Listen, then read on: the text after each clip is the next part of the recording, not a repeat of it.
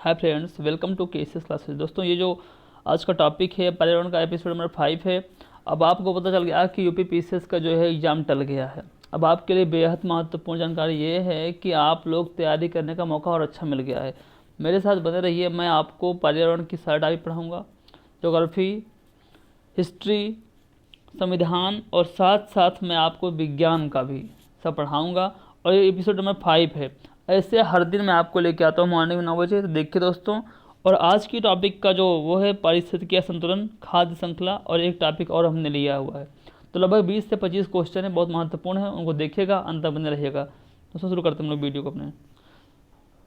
तो पहला क्वेश्चन दिया गया है, निम्नलिखित में से कौन सा एक पारिस्थितिकी संतुलन को बनाए रखने में मदद नहीं करता है? कौन सा इसमें नहीं करता है? वनों काटना, वन लगाना या वन रोपण क्या नहीं करता? तो ऑप्शन नंबर जो ए है वो है आपका वनों को काटना, ये नहीं करता दोस्तों। ठीक है, अब देखिए ये अगर बात इसकी आई है तो ये दोस्तों ये है क्या? बात करें इसकी तो ये है क्या? पारिस्थितिकी संतुलन असंतुलन है क्या? देखो दोस्तों, देखिए ये क्या है कि जैसे विभिन्न गतिविधियाँ होती हैं तो उसमें क्या होता है, कोई भी हमारे जो पर्यावरण को नुकसान पहुंचता है किसी चीज़ का, जैसे हम लोग कुछ काटते हैं, कोई जीव को मारते हैं, तो कई तरह के नुकसान इसमें होते हैं। तो उसे ही सबसे मूल कारण होता है कि लकड़ी काटना, पेड़ों को काटना होता है। तो इसके बहुत सारे कारण होते हैं दोस्तों। अब मैं आपको एक फिगर देता हूँ, उससे समझाता हूँ। देखिए ये है आपका वनोन्मूलन के कारण होते हैं, वनोन्मूलन के कारण। ठीक, पहला आपका प्राकृतिक आपदाएं हो गई, फिर आपका वनों का चारागाह में परिवर्तन, फिर आपका वन भूमि का कृषि भूमि में परिवर्तन हो गया। ठीक है, फिर झूम कृषि, वनाग्नि मतलब आग लगाना वनों में, फिर इसके बाद आपका है औद्योगिक व व्यावसायिक उद्योग के लिए लकड़ी काटना। ठीक, ये फिर नीति निर्धारण में सतत विकास की संकल्पना का अभाव होता है, शहरीकरण होता है, भारी मांग होती है।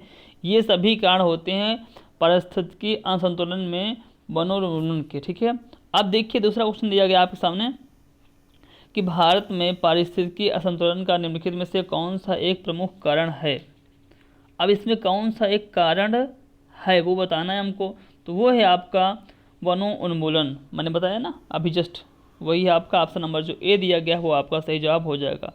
फिर देखिए नेक्स्ट दिया गया क्वेश्चन नंबर, निम्नलिखित में से किस कार्य से पारिस्थितिकी संतुलन बिगड़ता है? ऐसा कौन सा काम है? तो उसमें भी आपका बस वही वनोन्मूलन, ऑप्शन नंबर जो दिया गया है। यहाँ पर दिया गया है वन लकड़ी काटना, सामाजिक वानिकी। अब लकड़ी काटना ही को वनोन्मूलन कहते हैं दोस्तों। ठीक है, तो आपका ऑप्शन नंबर जो ए है वो आपका सही जवाब हो जाएगा। क्वेश्चन नंबर 4 में दिया गया, निम्नलिखित में से किसका पारिस्थितिकी संतुलन से संबंध नहीं है? जल का है, वन का है, वन्य जीव का है, औद्योगिक प्रबंधन का जो है वो नहीं है। ठीक दोस्तों, जल प्रबंधन, वन रोपण, वन्य जीव सुरक्षा से पारिस्थितिकी संतुलन का जो वो प्रभाव होता है वो होता है पॉजिटिव, मतलब कि सकारात्मक। जबकि इससे क्या होता है, इससे इसका संबंध कोई भी नहीं होता है। ठीक है, चलिए फिर देखते हैं नेक्स्ट क्वेश्चन। नेक्स्ट क्वेश्चन दिया गया है आपके सामने, किसी निश्चित क्षेत्र में प्राणियों की संख्या की सीमा जिसे पर्यावरण समर्थन कर सकता है वो कौन सी होती है? जनसंख्या है, वहन क्षमता है? यस, वहन क्षमता, ऑप्शन नंबर बी है जो आपका सही जवाब हो जाएगा। ठीक, चलिए इसके बाद फिर देखते हैं नेक्स्ट क्वेश्चन दिया गया है, निम्नलिखित में से कौन सा एक पद केवल जीव द्वारा ग्रहण किए गए दिक स्थान का ही नहीं बल्कि जीवों के समुदाय में उसकी कार्यात्मक भूमिका का भी वर्णन करता है? वो कौन सा होता है? तो वो है आपका पारिस्थितिकी कर्मता। पारिस्थितिक कर्मता जो होता है पद द्वारा केवल किसी जीव द्वारा ग्रहण किए जाते हैं बल्कि जीवों के समुदाय में उसकी जो भूमिका होती है उसका वर्णन भी कर सकते हैं, लेकिन ओनली जीव हो तो भी आपका सही है। फिर दिया गया है एक घास स्तरीय पारिस्थितिकी तंत्र के खाद्य श्रृंखला में विभिन्न में से सही क्रम कौन सा है? इसमें से कौन सा क्रम आपका इसका सही है, इसको हमको बताना है। देखिए घास, टिड्डा, मेढक, सर्प, ऑप्शन नंबर जो ए दिया गया है वो आपका सही जवाब हो जाएगा। कैसे? देखिए खाद्य श्रृंखला में इनका क्रम ऐसे होता है। देखिए घास, जैसे मैंने बताया तो ये घास हो गई। ठीक, ये घास हो गई, ये टिड्डा हो गया। ठीक, और ये हो गया आपका मेंढक, और ये हो गया आपका सर्प। ठीक, अब देखिए घास क्या है, उत्पादक है, ठीक। टिड्डा क्या है, प्राथमिक उत्पादक, प्राथमिक उपभोक्ता हो गया, इसको खाया इसने, इसको खाया इसने, ठीक है। चलिए मैं आपको इससे लेता हूँ। इसके बाद मेढक है, टिड्डा को खाया मेढक ने, और ये हो गया आपका द्वितीयक उपभोक्ता। फिर मेढक को खाया सर्प ने, तो ये हो गया क्या, तृतीयक उपभोक्ता। तो ऐसे सिस्टम होता है, घास, टिड्डा, मेढक और सर्प। फिर देखिए क्वेश्चन नंबर 2 में दिया गया, इनमें से कौन खाद्य श्रृंखला का निर्माण करता है, कौन खाद्य श्रृंखला का निर्माण करता है, तो वो है आपका घास, बकरा, आदमी। ऑप्शन नंबर जो बी है वो आपका सही जवाब हो जाएगा। देखिए घास, बकरा, आदमी ही खाद्य श्रृंखला को सही रूप से करता है। खाद्य श्रृंखला का क्रम से प्राथमिक उत्पादक, प्राथमिक उपभोक्ता, द्वितीयक उपभोक्ता, तृतीयक उपभोक्ता, ऐसे ही चलता रहता है, ठीक है। निम्न में से कौन आहार श्रृंखला का निर्माण करते हैं, कौन करते हैं, फिर से वही क्वेश्चन दोस्तों आप सामने आ गया है, तो बस वही घास, बकरी और मानव। ऑप्शन नंबर जो बी दिया गया है वो आपका सही जवाब हो जाएगा। फिर देखिए नेक्स्ट क्वेश्चन दिया गया है, निम्न में से पारिस्थितिकी तंत्र का कौन सा एक जीवी संगठक नहीं है, कौन सा इसका संगठक नहीं है, तो वो है आपका वायु। ऑप्शन नंबर जो ए दिया गया है वो नहीं है दोस्तों, ठीक है। फिर देखते हैं अगला दिया गया है, पारितंत्रों में खाद्य श्रृंखलाओं के संदर्भ में निम्नलिखित कथनों पर विचार कीजिए। खाद्य श्रृंखला उस क्रम का निर्देशन करती है जिसमें जीवों की एक श्रृंखला एक दूसरे के आहार द्वारा पोषित होती है। खाद्य श्रृंखला एक जाति की समष्टि के अंतर्गत पाई जाती है। खाद्य श्रृंखला उस प्रत्येक जीव की संख्याओं का जो दूसरों के द्वारा बनाई जाती है उसका निर्देशन करती है। इसमें से आपका कौन सा ऑप्शन सही होगा, तो देखिए इसमें पहला ऑप्शन आपका सही है कि खाद्य श्रृंखला उस क्रम का निर्देशन करती है जिसमें जीवों की एक श्रृंखला एक दूसरे के आहार द्वारा पोषित होती है। बाकी दोनों जो हैं वो आपका सही नहीं है। क्वेश्चन आइए इसका समझ में आना चाहिए आपको।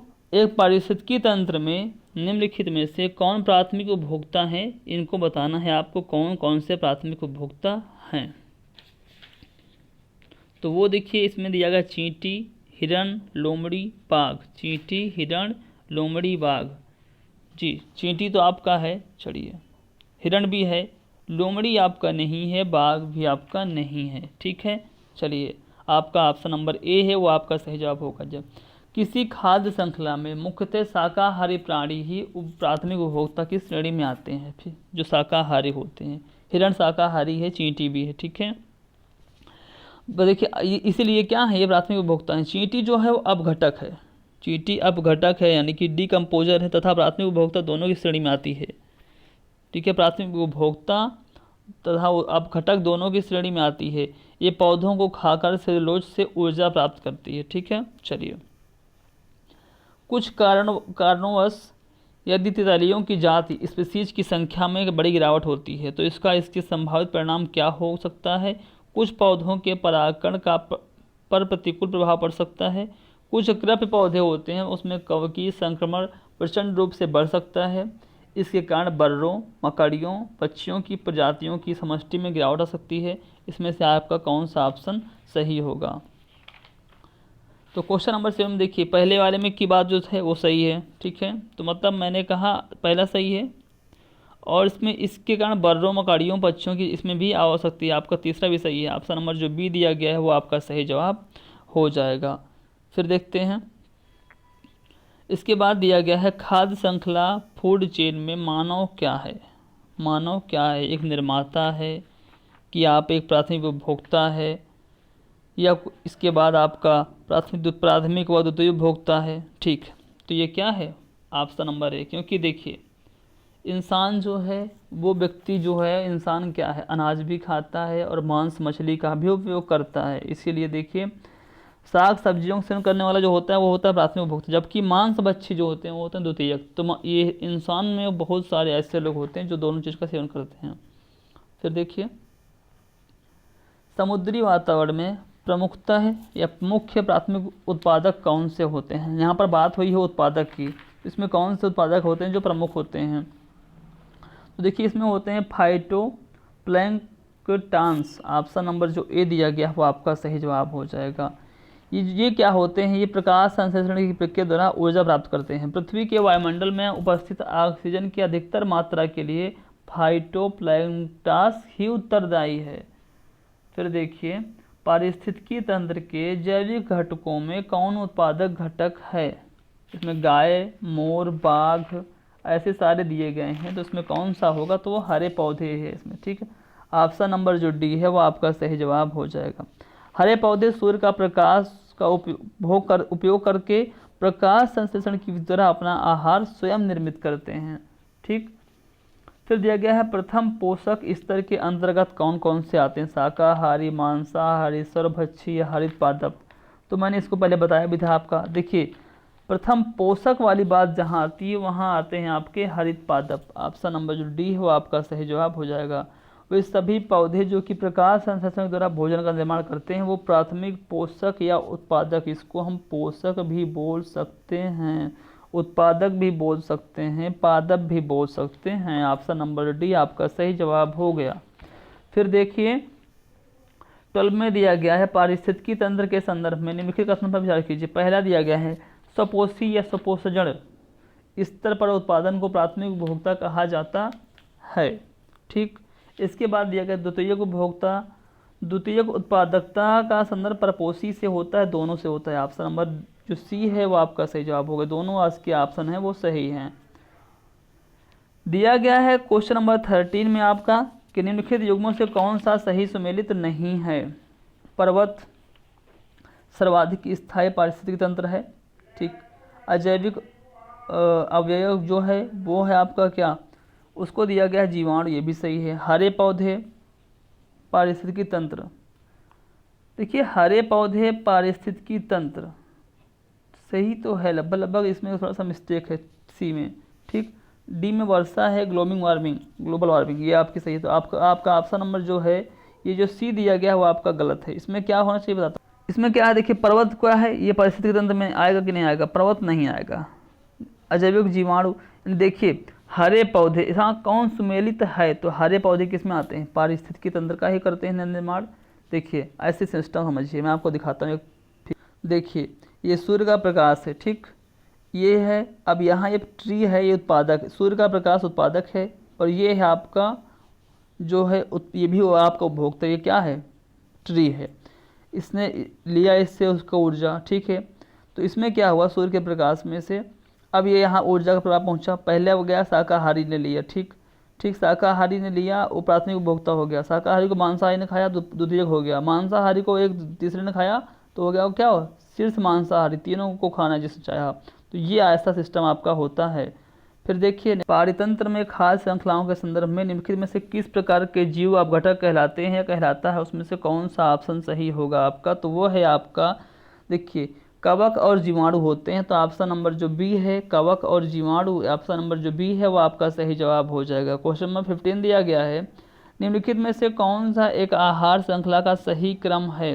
कौन सा इसका क्रम जो है जो सही? डायटम, क्रस्टेसाई, हेरिंग, ठीक है। अब देखिए ऑप्शन नंबर जो ए वो आपका सही जवाब हो जाएगा। मैं आपको दिखाता हूँ फिगर कैसे है, इसको थोड़ा देख लीजिए आप। ये दिया गया है एक साधारण समुद्री आहार श्रृंखला का सही क्रम कौन सा होता है? डायटम यानी कि सपोसी, उसके नीचे आते हैं क्रस्टेशियाई जो शाकाहारी उपभोक्ता होते हैं, फिर उसके बाद हेरिंग मतलब कि मांसाहारी उपभोक्ता, ठीक। ये होता है। आज के रहे क्वेश्चन दोस्तों। अगर वीडियो आपको हेल्पफुल लगा हो, अच्छा लगा हो, सारे क्वेश्चंस दोस्तों PCS, IAS और जो UPSI, SSC, NTPC में आए हुए क्वेश्चन है। मैंने अच्छे क्वेश्चन आपको लेके आता हूँ और सभी क्वेश्चंस का टॉपिक वाइज दे रहा हूँ। लगभग 15 से 20 सेट इसके हैं, उसको आप कर लीजिए। आपका इन्वायरमेंट से कोई भी क्वेश्चन बाहर नहीं जाएगा, ठीक। हो सकता है इसका जो करंट होता है वो आपको पढ़ना पड़े एक्स्ट्रा, बाकी जो बेसिक चीज़ें आपको आनी चाहिए। अगर बेसिक ही नहीं आएगा तो आप सबसे पीछे पहुंच जाएंगे। दोस्तों जय हिंद, जय भारत। अगर आपको PDF चाहिए, आपको टेलीग्राम मेरा चैनल है उसमें देखिए जाइएगा, और साथ साथ उसमें डेली आपको मोटिवेशन क्वाइट्स भी मिलेगा, आपके एग्जाम से जुड़ी जानकारी मिलेगी आपकी। तो हमारा जो चैनल है वो है KCS क्लास नाम से, तो आप उसमें पहुंचिएगा, देखिएगा, और अगर आपको ठीक लगे तो वहाँ पर सब्सक्राइब भी कीजिएगा, ठीक है। जय हिंद, जय भारत।